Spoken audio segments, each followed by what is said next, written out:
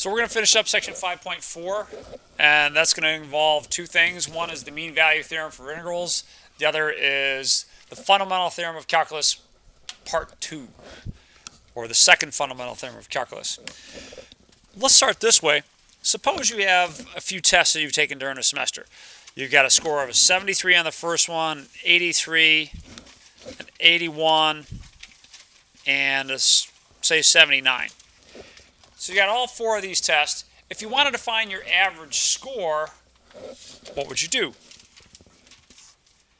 Add them all up and divide by 4. So 316 divided by 4, that's going to be 79. So that's your average score.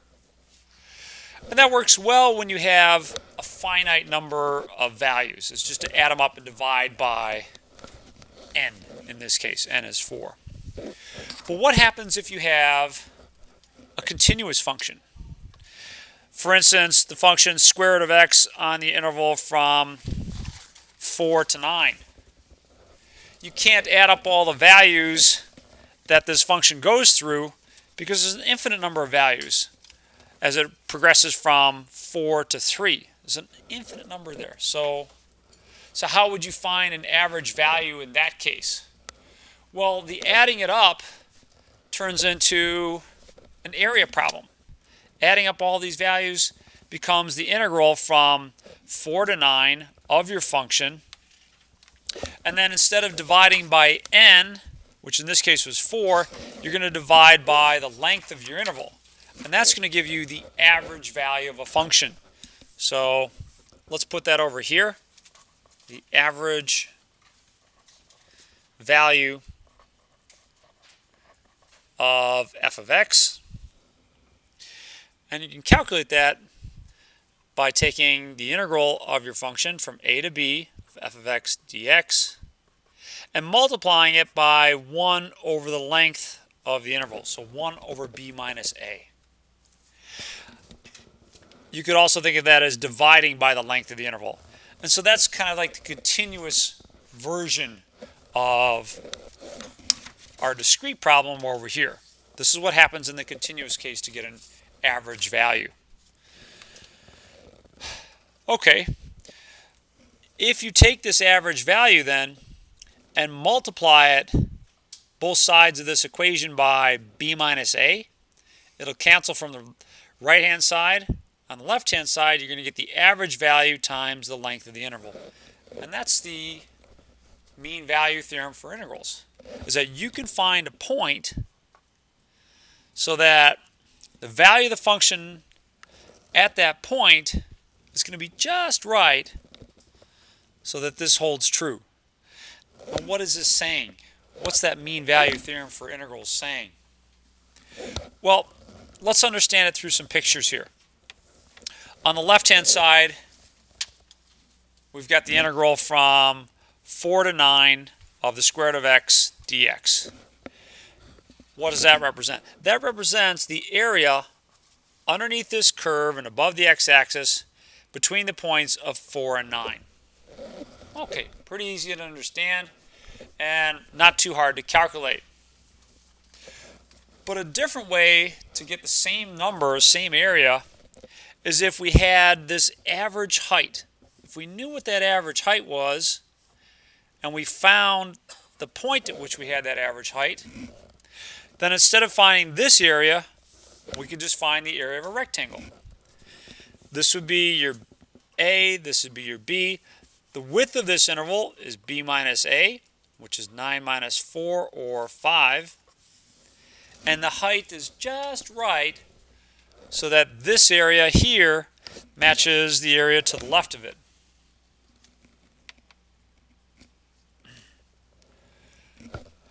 So basically what you want to do is you want to find a value f of c that gives you this quantity right here.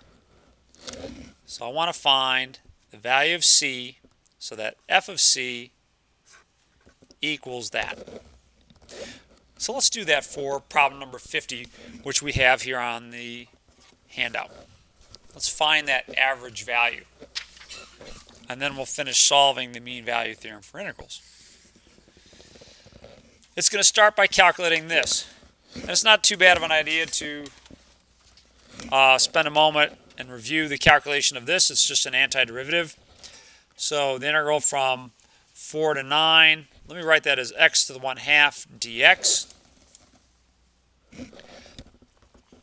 So that's x to the 3/2 divided by 3/2, evaluated between 4 and 9. Now let me do two things here. First of all, dividing by a fraction, I'm going to invert and multiply, so that becomes a 2/3. But that 2/3 is a constant, so let me put it out in front.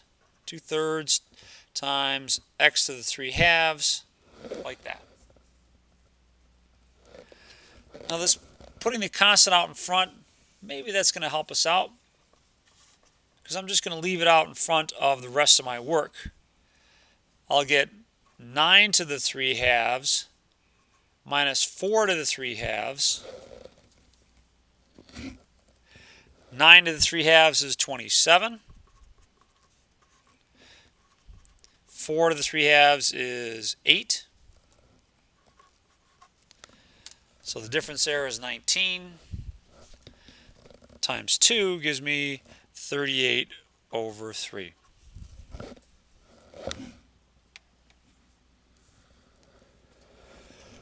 So that's the area underneath the curve of this point between 4 and 9, underneath the curve and above the x-axis. Yes, sir? Yeah, good question about the bar. Right here, this symbol means we need to find the antiderivative of this. The reason I put a bar here is because I'm done finding the antiderivative. And I strongly encourage you to put a vertical bar there, because people who don't, they actually integrate again. And like, oh, well, hey, I need to integrate. And they integrate twice. At that point, the second integral is wrong. So that's why I use a vertical bar there, is to keep track of these limits, but yet realize that I've already found the antiderivative. So, great question. Thank you. All right, so that's this part here, the integral of f of x dx. I want to find f of c equal to this term right here. That is 1 over b minus a times this value. Let's see if we can't do that. So I want to find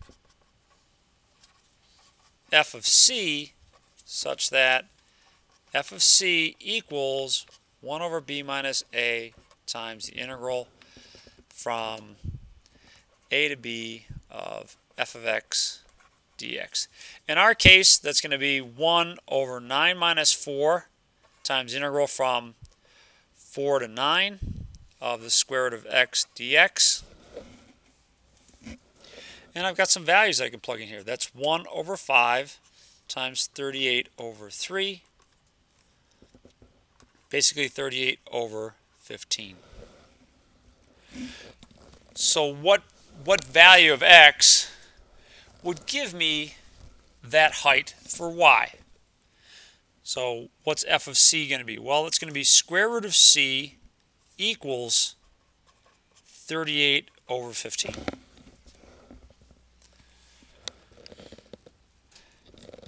If I square both sides of this, I get c squared, that's what, 1444 over 225.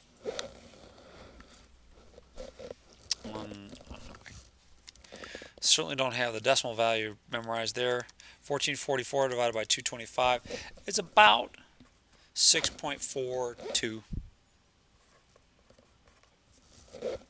Around there, if you wanted to know what that would be. Let's understand what that is from the point of view of the graph. At that value of x, the y height is just right. The y height would be square root of, or no, it would be 38 over 15. And then if I multiply by the width of the interval, then I would get the exact area that I have over here. So it's the mean value theorem for integrals.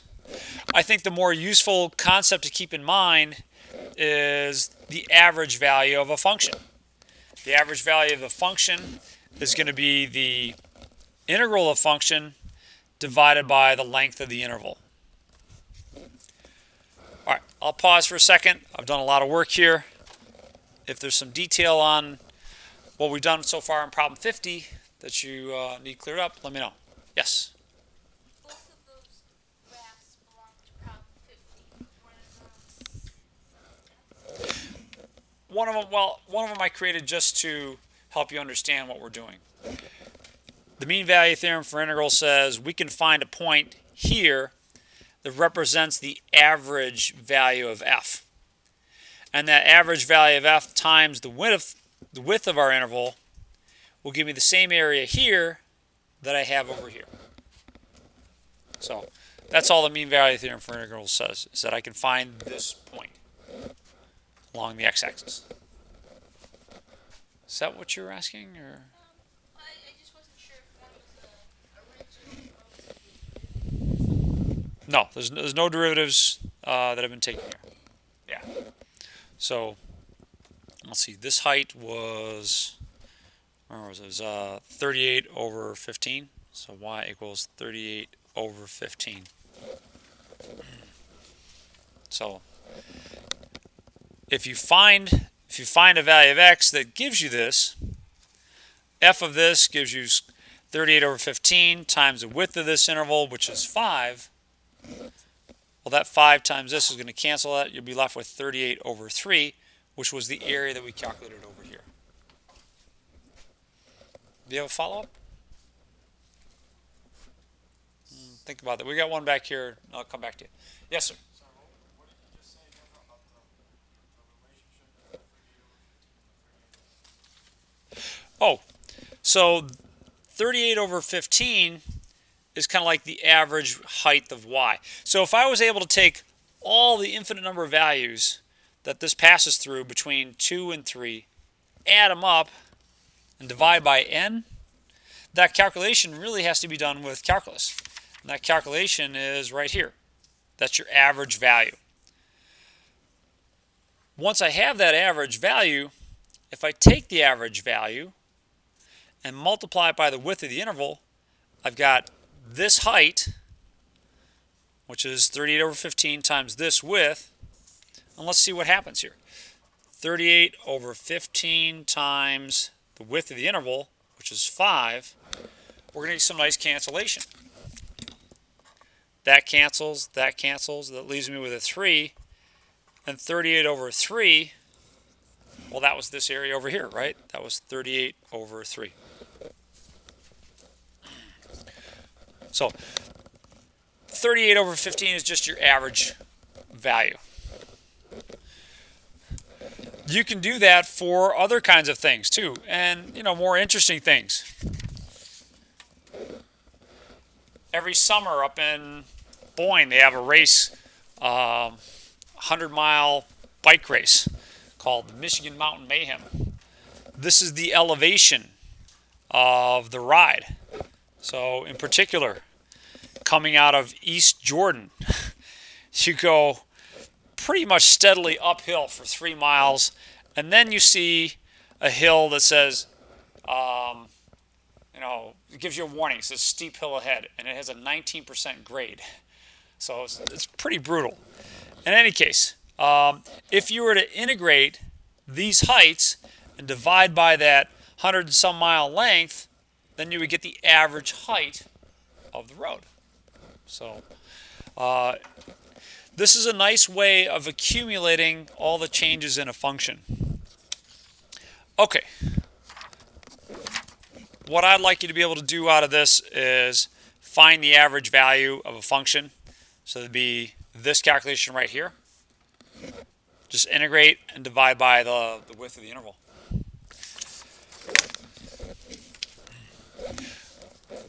We're going to move on to the second fundamental theorem of calculus. Oh, Giselle, was there one last thing you wanted to follow up on?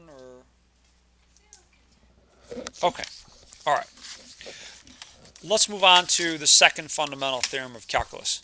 And that'd be problem number 90. Second fundamental theorem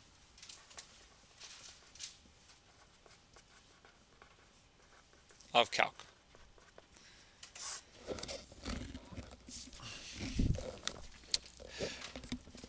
Problem number 90 is a little bit unique in terms of a function.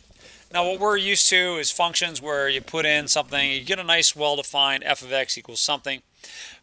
But this one is a little different in as much as the variable is actually the upper limit of your integral. Now this is not really uncommon at all. When you take a statistics class, you're going to deal with something called the bell curve. Does anyone know what the bell curve is? You've heard about it before? Sometimes called the Gaussian or the normal curve. What's that? What are you doing for an next exam? No, I'm not going to be applying the bell curve to your next exam. But here's the function that traces out what's called the bell curve. 1 over root 2 pi e to the negative x squared over 2. It's that function. Now that function is defined from negative infinity to infinity. But typically speaking, in statistics, you need to find the area of parts of that function. Now in order to find the area of a function, we've always needed the antiderivative, at least to calculate it exactly with the fundamental theorem of calculus part 1. Kicker about this is there is no antiderivative for this. None. So you have to solve these area problems doing something else. And we'll see that in section 5.6. But this function, or the area, quite often is rewritten, or finding the area is rewritten as something like this. So we'll call it phi of x. And don't copy this down. Is the integral from negative infinity to x of let's see, it's 1 over root 2 pi e to the negative t squared over 2 dt.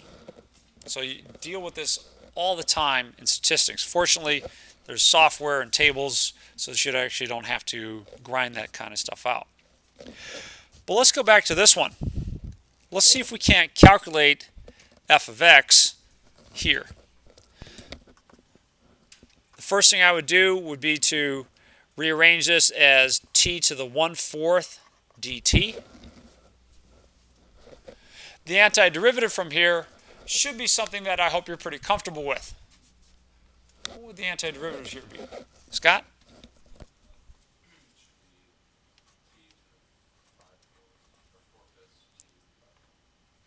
Good. So well done. So add 1 to the exponent, divide by that same exponent, dividing by 5/4 is the same thing as multiplying by 4/5. So between 1 and x. So this is our f of x. Okay. And like I said earlier, sometimes I'll leave that constant out in front because it is a constant, and then just evaluate things here. How's that going to look? It's going to be 4/5 times x to the 5/4 minus 1 to the 5/4, like that. And okay. If you were to take the time to distribute here, it's going to be 4/5 x to the 5/4 minus 4/5. That's f of x. Well, that's not exactly what the problem asked here for us, though. The problem asked us to find f prime of x. But given what we've already done, finding f prime shouldn't be so bad. Natalie, what would f prime equal, please?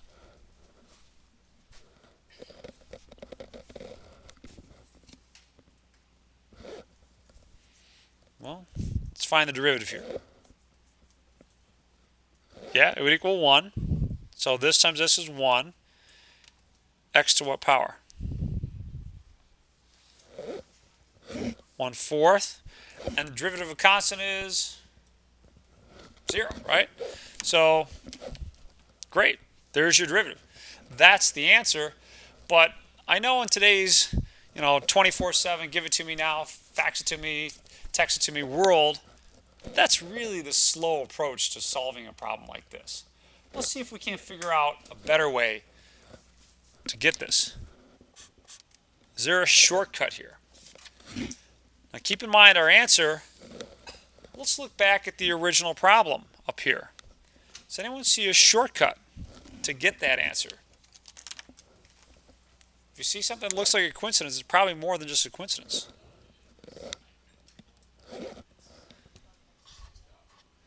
Yeah, plug that upper limit into the integrand, right? That's all you got to do. That's it.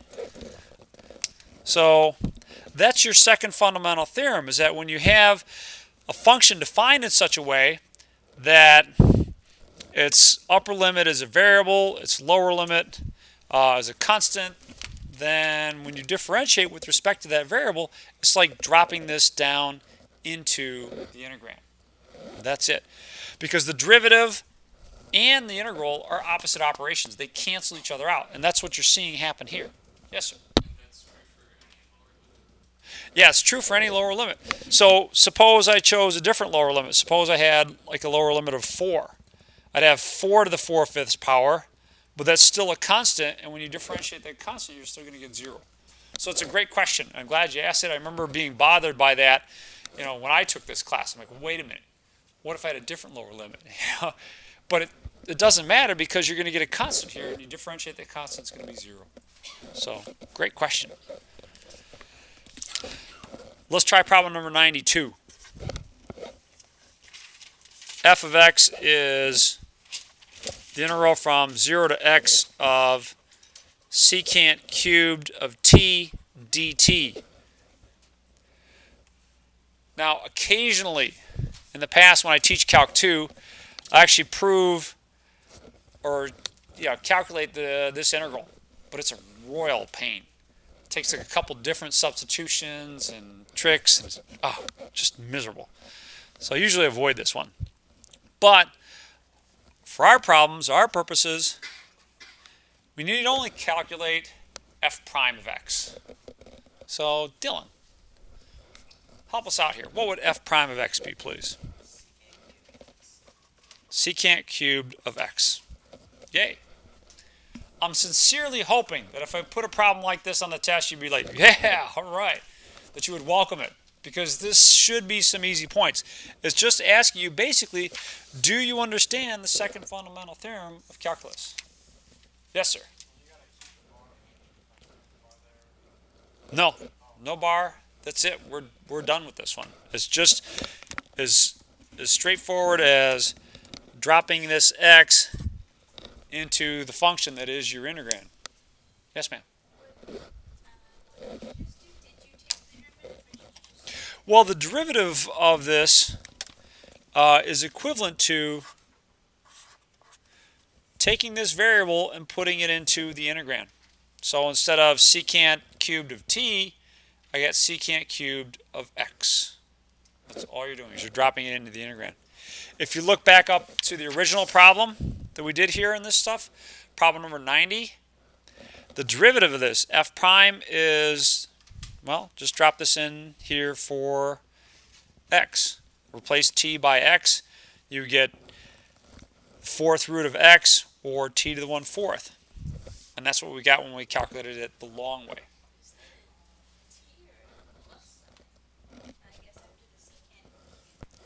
Well, it's a t. Yeah. Okay. Yeah, not much I can do about that there. You would have to have a different variable. So tell you what, let's do it this way. F of x is the integral from 0 to x of secant cubed of v dv. There you go. So it's same thing here. When you take the derivative, f prime is going to be secant cubed of x. A couple extra bonus problems in the homework here for you. 71 through 75 and 79 through 91. That's section 5.4.